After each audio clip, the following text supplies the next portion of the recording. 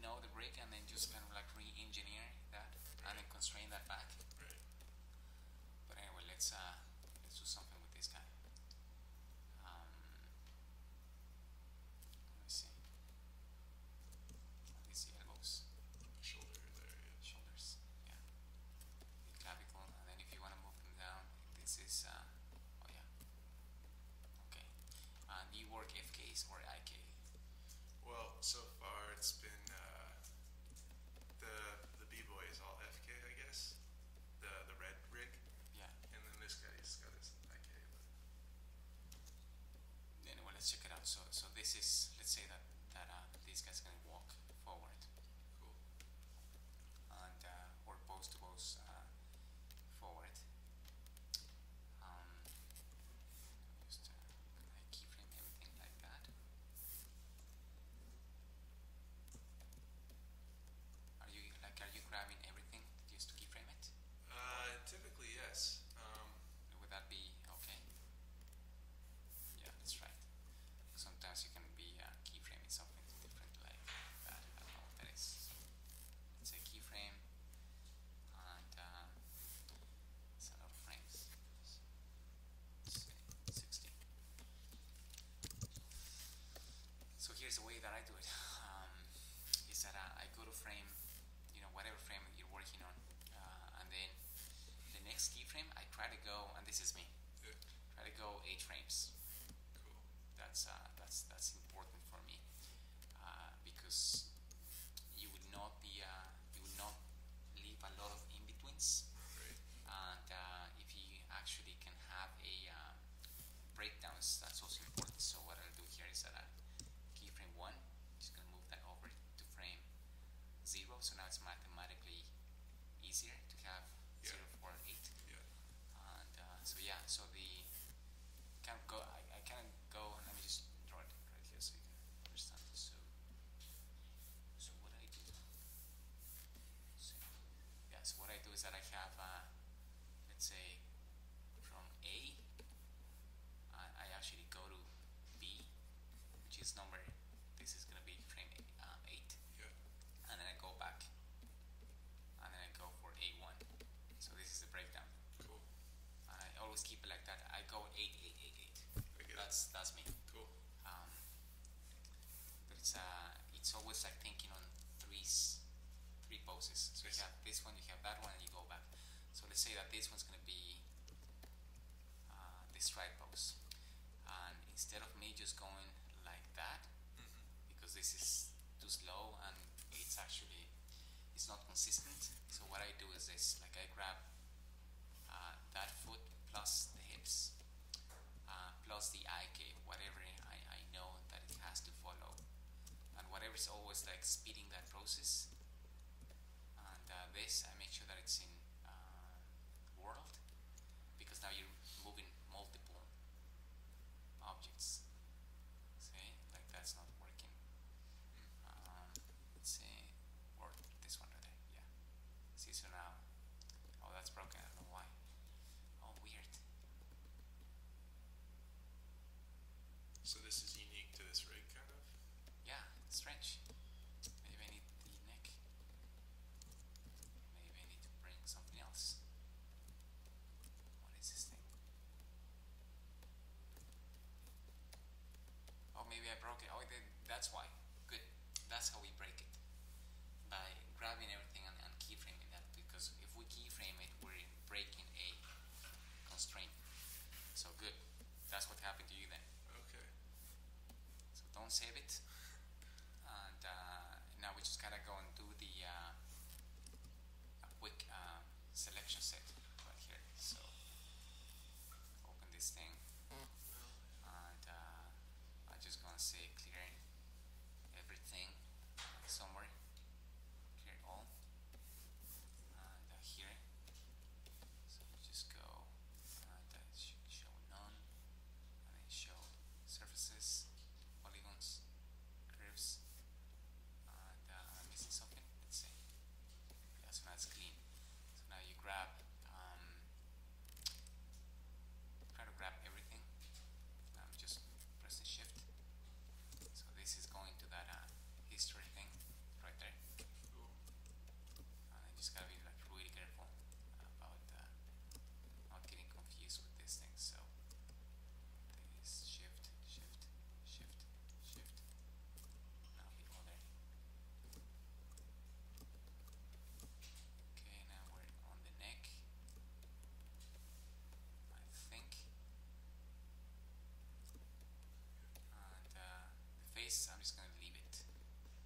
that could be a different button.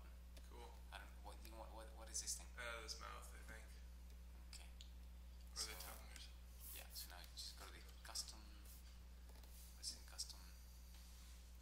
Custom. Right there. So now all these things, they go. You know that middle click. Yeah. You meld that. Yeah. Cancel. There you are. And you go straight like save all shelves, just in case that Maya crashes. Right. And then try it out. Yeah. So now the nice thing about that is that if I frame the function curves, Yeah. there's nothing. And if I grab things as I was doing before, something was showing up. Oh, nice, because I cleaned the viewport. So anyway, so this is done, and now same deal, just hit that from 0, and then start keyframing. So that's a keyframe, and let's make sure that didn't break anything. No, it's sweet. Yeah. Okay. So now the same idea. So go to frame 8. Yeah. Actually, let's get a better pose here. Yeah, with I don't know. Some people use FK and some people use IK. I think both. There's the need to go in and still make them feel like arms. Yeah. Like people say, FK actually behaves more like arms, but I don't know. Like honestly, I use always FK, and then I just work it out. So I can just do that and then keyframe it. And just testing one more time. Sweet. Yeah, there's something kind of strange. Let's see. Oh, that's fine. So we can VR. So anyway, so I was frame 0, then go to this one, and now we can take from where we were. So this is going to move forward, both arms and the hips. And make sure I'm pressing W, W. and then holding the mouse, and then go to, sometimes it's actually here in the object, but you want to go to world because you're using multiple, oops, you can move multiple items. Cool. So now you can do this, and now I'm noticing that the knees are breaking, Yeah. so I'm just going to go in and shift, select those ones, and then do the same thing. So now that has to work. Cool. See, so now the idea is that we're going to leave the move on node, and we just keep on going forward. So this is going to be one step, and I can just compensate that one like that. Yeah, the rig seems to be like that foot seems to be like floating, so might be because I'm actually moving that too much. So let's see, shift. So you see, it's all about, like, this is something that at the beginning it's kind of strange because you're like selecting a lot of the objects instead of just going one by one. Right. But it's something that later you get used to that, and that's the way it goes. So now, so this is that. It's also in the strike pose. So hips are gonna go down, but I want the arms to go down. And again, this is nice because it actually gives you more precision. So now let's say that this is a strike pose. He has to go lower on that. So okay, nice. So that's the first step. So now we go for the breakdown, and I go to frame 4 and see where this thing is. And so the breakdown would be obviously this one has to go up a little bit. Yeah. Like that, and then rotate it. So this is nice because what I like about that method, it's like that actually you start thinking about like a lot of the principles. Like now I can just do something for the overlapping right there. See, and then this one now this one actually gives me that right there, and then also that the hips they can actually go up or down depending on what you want. Like I am missing the anticipation because he was in a let's say standby position. Yeah. Yeah, so the hips can actually, I don't know. I do this, like I grab this thing and I press Alt. So this is more like Photoshop that you can go with increments. You know that? I didn't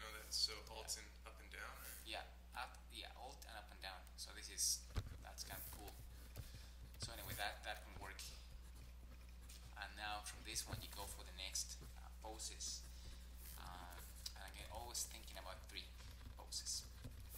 So if I go back to my drawing tool, here, now we have A, A1, and B. So this is 3. So here you have you know that you're gonna go like B1 and then C. Cool. So instead of going to this one, you go to that one, Yeah. and then come back to this one. Cool. It's always like pose, breakdown, pose, breakdown. Cool. And again, just to keep it simple, so I go for the next pose. I go, okay, so 16, Right. and that again just gives you a nice, I think, spacing and all that just gives you a nice number of in betweens, just to keep all that going. Cool. Yeah. So now I keyframe it, grab them all, keyframe. Do you have a preference with using linear tangents or step tangents in the beginning, or really? I always use spline, Spline, yeah. but that's me. Yeah, cool. And the reason for doing that is that I don't like surprises. Like sometimes we're keyframing with step mode, Yeah. and then after days you say, let's spline these things. Yeah. And you spline it, and it's like, wow, it's Yeah. like a new scene. Yeah, yeah. It's like, who animated this? So now the other foot would be like this one. I can rotate it back to that. Just notice that now the Z, this is awesome. It gets complicated, but now it's awesome because now it's a progressive walk. Yeah. So now the other foot would be the same thing.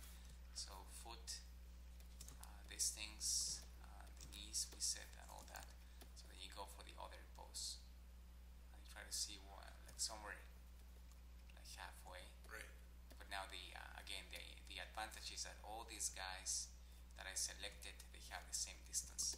Right. Yeah. This one has to go faster for sure. Oops, just and this one, I might be able to grab this guy also. Like I'm not a fan of those ball vectors because they kind of stay behind. Right. You always had a keyframe and just keep an eye on them. I don't know. I think there's better ways of doing that. It's a fast way of rigging for sure. Like the others are more complicated. So now we have breakdown, pose, pose. So I'll go for the breakdown. Cool. And then go back to half. And see, like this is awesome. Like when I see those things, it always makes me think about the Richard William. Yeah. And the example of the hammer and the nail going down. Right. So this is that. So you know that this one has to go like that. And yeah, making sure. And you see, like the nice thing about this method is that these things are not sliding. It actually stays there, like right there, Yeah. and that's cool. Yeah. So the breakdown would be, again, you can do. If this is that passing pose, it has to be. You know that from Yeah. animation. It has to be somewhere like there. Yeah. Yeah. And then you keep on going. Sometimes what I've seen from TVs is that if it's the same walk, they actually go here and then that, because it's progressive. It's always going up like that. Got it. Yeah. It's not a cycle like this. Right. So then these guys, there's a way of copying that first step, and then because now we have like 1, 2, so that would be a cycle, and then they copy that over it, and now you have the guy who was like Yeah. moving forward. Yeah, so that's cool. Let me actually save this scene. Yeah, students.